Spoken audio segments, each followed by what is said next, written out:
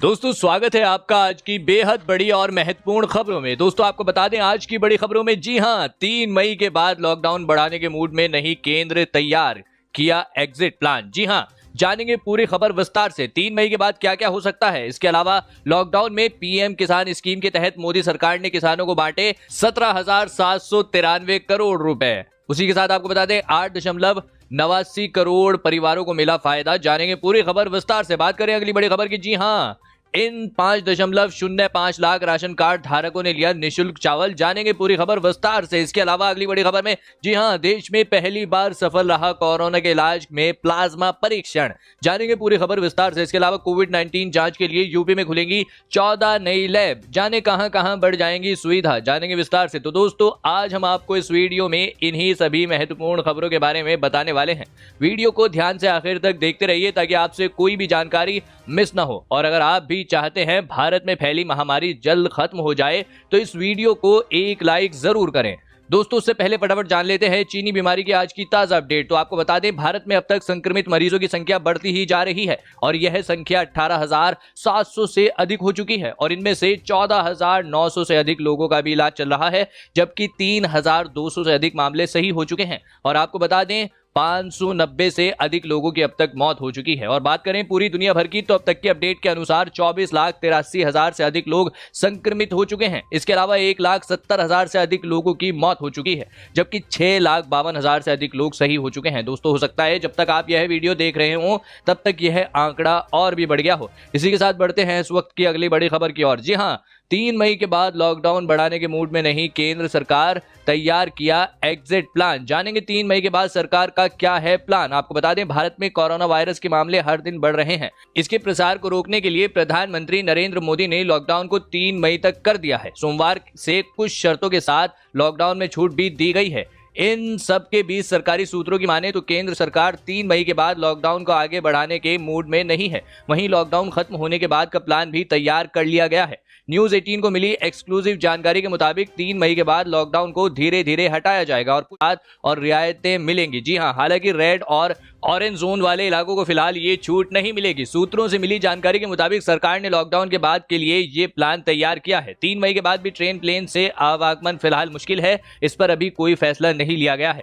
Green zone वाले इलाकों में सिर्फ शहर के भीतर ही आवागमन की मंजूरी मिलेगी। सोशल डिस्टेंसिंग और मास्क लोगों की रोजमर्रा की लाइफस्टाइल का हिस्सा होगा। इसे लंबे वक्त तक अनिवार्य रखा जा सकता है। घर से निकलने की छूट मिल सकती है, पर मास्क पहनना होगा और एक दूसरे से दूरी का ख्याल रखना होगा। दफ्तरों में सोशल डिस्टेंसिंग का ध्यान रखते हुए काम करने की इजाजत मिल सकती है। किसी जगह भीड़ के इकट्ठा होने पर पूरी तरह से पाबंदी रहेगी।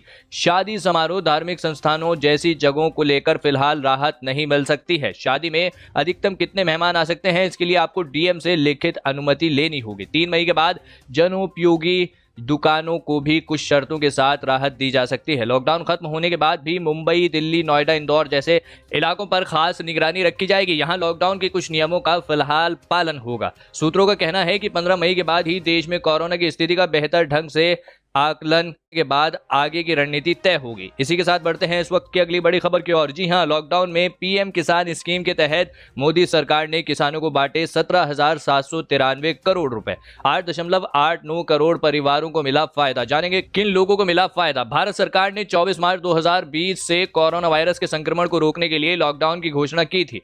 24 मार्च 2020 से अब तक केंद्र सरकार ने किसानों की मदद करने के लिए पीएम किसान सम्मान निधि योजना के तहत 17,793 करोड़ रुपए जारी किए हैं। सरकार के इस कदम से लगभग 8.89 करोड़ किसान परिवारों को फायदा मिला। इस आंकड़े की घोषणा कृषि और किसान कल्याण मंत्रालय ने ट्विटर पर जारी की है। बता दें कि मोदी सरकार ने कोरोना संक्रमण के संकट से किसानों को उबारने के लिए उनके अकाउंट में इसी सप्ताह 2-2 हजार रुपए भेजने का फैसला किया है। सरकार ने देश के 80 लाख किसानों के अकाउंट 2-2 हजार रुपए भेज दिए हैं। यह रकम प्रधानमंत्री किसान सम्मान निधि के तहत रजिस्टर्ड किसानों को भेजी थी। क्या आपको इस योजना में कोई पैसा मिला है? हमें कमेंट करके जरूर बताइए। इसी के साथ बढ़ते हैं इस वक्त की अगली बड़ी खबर की ओर। जी हां, इन 5.05 लाख राशन कार्ड धारकों ने लिया निशुल्क चावल। जानेंगे पूरी खबर विस्तार से। आपको बता दें राशन की दुकानों पर अब तक 85% कार्ड धारकों ने निशुल्क चावल लिया है। 5.05 लाख कार्ड धारकों को प्रति यूनिट 5 किलो चावल निशुल्क दिया गया।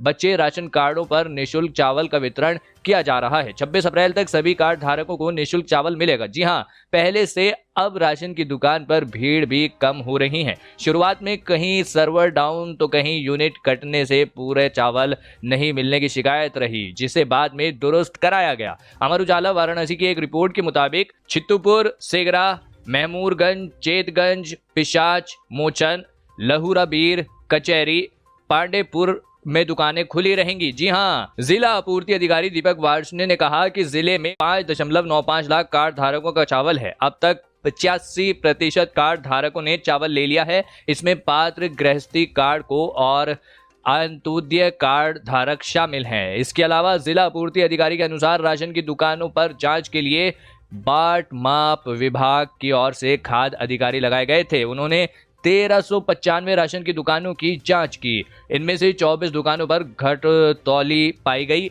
इनके खिलाफ विविध कार्रवाई के लिए डीएम से संस्तुति की गई। जी हां, क्या आपके यहां आपको राशन मिल रहा है या नहीं, कमेंट में जरूर बताइए। इसी के साथ बढ़ते हैं इस वक्त की अगली बड़ी खबर की ओर। जी हां, देश में पहली बार सफल रहा कोरोना के इलाज में प्लाज्मा परीक्षण। दरअसल आपको बता दें, कोरोना वायरस का पहला प्लाज्मा परीक्षण देश में सफल रहा है। दिल्ली के एक निजी अस्पताल में भर्ती मरीज पर प्लाज्मा तकनीक का इस्तेमाल किया गया था। सोमवार को वेंटिलेटर से हटाने के बाद भी स्थिति बेहतर है। अस्पताल ने हाल में प्लाज्मा तकनीक का ट्रायल शुरू किया था। इसमें कोरोना से ठीक हो चुके लोगों का प्लाज्मा संक्रमित व्यक्ति पर चढ़ाया जाता है। दरअसल एक ही परिवार के कई लोग बीमार होने के बाद भर्ती हुए थे, जिनमें 2 वेंटिलेटर पर थे। जी हां, इस बीच वेंटिलेटर पर रखे एक मरीज की मौत हो गई, दूसरा वेंटिलेटर पर ही था। दिल्ली के इस 49 वर्षीय मरीज पर ही परीक्षण हुआ। विशेषज्ञों के अनुसार एक व्यक्ति के खून से अधिकतम 800 मिलीमीटर प्लाज्मा लिया जा सकता है। वहीं कोरोना मरीज के शरीर में एंटीबॉडीज डालने के लिए 200 मिलीलीटर प्लाज्मा चढ़ाते हैं। मैक्स अस्पताल के निदेशक डॉक्टर संदीप बुद्धि राजा ने बताया, इलाज में प्लाज्मा तकनीक कारगर साबित हो चुकी है। जिसने रक्त दिया है वह मरीज 3 सप्ताह पहले ही ठीक हो चुका है। जी हां, इसी के साथ बढ़ते हैं इस वक्त की अगली बड़ी खबर की ओर। जी हां, कोरोना ने बदला मौसम का मिजाज, भारत में सबसे ठंडा अप्रैल,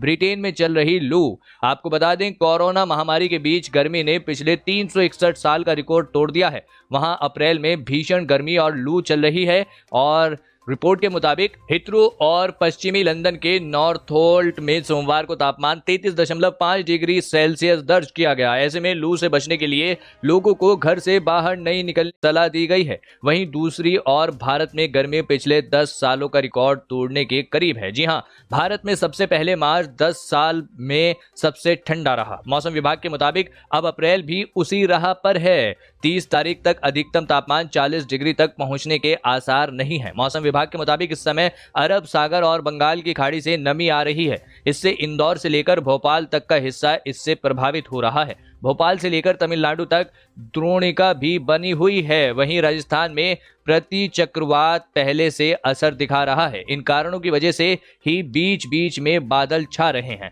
और बरसात हो रही है, जिससे गर्मी उतनी नहीं पड़ रही है जितनी अप्रैल में आमतौर पर पड़ती है। आंकड़ों पर एक नजर। जी हां, मौसम विभाग के मुताबिक 2010 से 2019 तक मार्च में दिन का पारा कम से कम 37 और अधिकतम 41 डिग्री तक गया है। इस बार मार्च के 31 में से 22 दिन तापमान सामान्य से कम भी रहा है। वहीं अप्रैल की बात की जाए तो महीने की शुरुआत में ही तापमान 41 डिग्री के आसपास रहता है, लेकिन इस बार पारा 19.7 डिग्री से आगे नहीं गया है। जी हां, इसी के साथ बढ़ते हैं इस वक्त की अगली बड़ी खबर की और। आपको बता दें, कोविड-19 जांच के लिए यूपी में खुलेंगी 14 नई लैब। जाने कहां बढ़ जाएंगी सुविधा। आपको बता दें, कोरोना वायरस संक्रमण के बढ़ते हुए प्रकोप को देखते हुए प्रदेश के 14 राजकीय मेडिकल कॉलेज में नई लैब खोलने की शासन ने अनुमति दे दी है। ये लैब राजकीय medical college Ambedkar Nagar, Azamgarh, Saharanpur, Bandra, Ayodhya, Basti, Bahraich, Firozabad, Saharanpur, Jalaun, Badaun, Kannauj, government institute of medical science greater Noida, super speciality paediatric hospital and PG training institute Noida में खुलेंगी। इसके साथ ही प्रदेश में कुल 28 लैब कोरोना वायरस की जांच के लिए हो जाएंगी। इसी के साथ बढ़ते हैं इस वक्त की अगली बड़ी खबर की ओर। जी हां, आज से 24 घंटे खुलेंगी आजादपुर सब्जी मंडी। हर 4 घंटे में 1000 को मिलेगा प्रवेश। आपको बता दें, दिल्ली सरकार ने आजादपुर मंडी 24 घंटे खुली रखने का फैसला लिया है। सरकार का मानना है कि इससे न सिर्फ सब्जी व फल की बढ़ती कीमतें नियंत्रित होंगी, बल्कि आवक मंडी में पहुंचने पर किसानों को भी फायदा होगा। वहीं सरकार ने व्यापारियों को हिदायत दी है कि अगर किसी भी दुकान पर सामाजिक दूरी का नियम तोड़ा गया तो उसका लाइसेंस तक रद्द कर दिया जाएगा। जी हां, दिल्ली सरकार के मंत्री गोपाल राय ने बताया कि यह व्यवस्था मंगलवार से लागू होगी। गोपाल राय ने बताया कि आजादपुर मंडी में पूरे देश से फल और सब्जियां आती हैं। लॉकडाउन लागू होने के बाद वहां सामाजिक दूरी को लेकर समस्या पैदा हुई थी। इसके लिए सब्जी और फल बिक्री का सिस्टम बदला गया था। इसके तहत आवक घटाने के साथ ऑड इवन की व्यवस्था की गई थी। इस स्थिति से सामाजिक दूरी तो कायम हुई, लेकिन इससे दिल्ली में फल व सब्जी के रेट अचानक से बढ़ गए और आवक कम होने से देश के दूसरे राज्यों के किसान भी परेशान हो रहे थे। इसकी समीक्षा के लिए अधिकारियों के साथ बैठक हुई। इसमें फैसला लिया गया है कि मंगलवार से आजादपुर मंडी 24 घंटे खुलेगी। इसके लिए 3 स्तरीय सिस्टम बनाया गया है। पहली प्राथमिकता सामाजिक दूरी बनाए रखने की है। इसके लिए सुबह 6 से रात 10 तक फल और सब्जी की बिक्री होती रहेगी, लेकिन हर 4 घंटे में 1-1 हजार लोगों को प्रवेश दिया जाएगा। इसके लिए कूपन जारी किया जाएगा। इससे में भीड़ नहीं बढ़ेगी। दूसरी तरफ रात बस 10 बजे से सुबह 6 बजे तक मंडी में ट्रक की एंट्री होगी। इससे माल अंदर भेजा जा सके। जी हां, मंडी की सफाई के लिए सफाई कर्मियों की अतिरिक्त व्यवस्था की जा रही है। करीब 600 अतिरिक्त कर्मी तैनात होंगे। साथ ही 900 सिविल डिफेंस कर्मी भी लगाए जा रहे हैं। पूरी व्यवस्था की निगरानी के लिए अधिकारियों की टीम लगाई गई है। यह शिफ्ट में 24 घंटे काम करेंगे। इससे नियमों को लागू करवाना आसान होगा। जी हां दोस्तों, ये थी आज की कुछ महत्वपूर्ण और ताज़ा खबरें। उम्मीद करते हैं इससे आपको काफ़ी कुछ महत्वपूर्ण जानकारी मिली होगी। बस इसके बदले में इतना ही चाहते हैं कि आप इस वीडियो को लाइक कर दें, शेयर कर दें।